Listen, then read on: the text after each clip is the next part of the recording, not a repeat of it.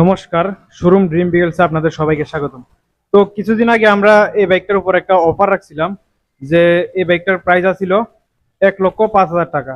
তো এই বাইকটা আজকে যেহেতু নতুন বছর উপলক্ষে এই বাইকটার উপর আমরা অফার রাখছি।